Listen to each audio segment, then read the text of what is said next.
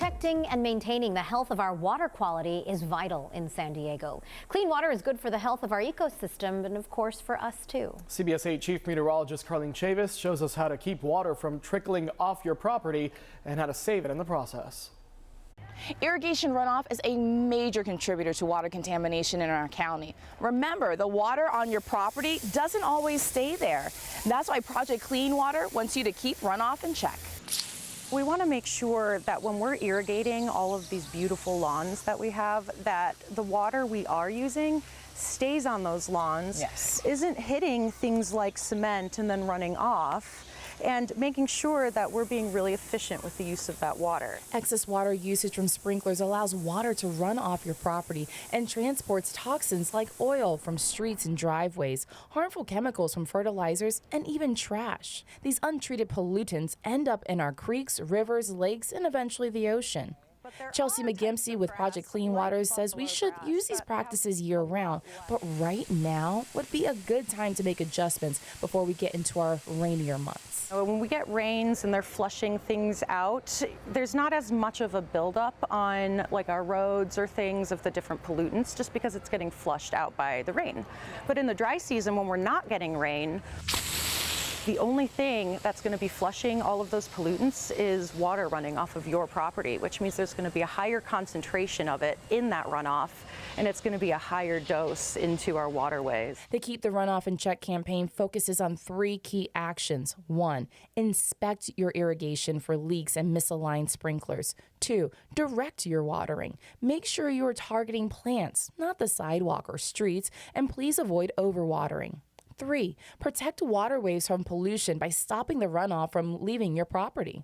For helpful tips, we met up at the Water Conservation Garden in El Cajon, and I must say, I was digging these tiki sprinklers. So it's in its mouth? It is, Oh, okay. And if you press it, it'll, you get over there, that's one type, or you can get these guys. Oh, that's pretty cool.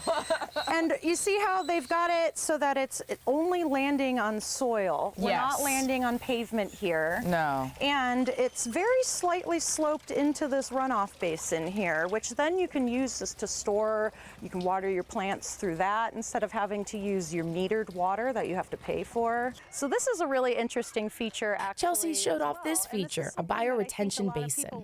So you can look at your own property and see where water is running on it naturally, and you can create this type of detention basin. It turns into a beautiful, nice little pond during the rain. It catches all your over-irrigation when you're just watering your lawn in the summers. But wait, there's more, especially if you're down to get your hands dirty. Composting isn't just a great natural fertilizer.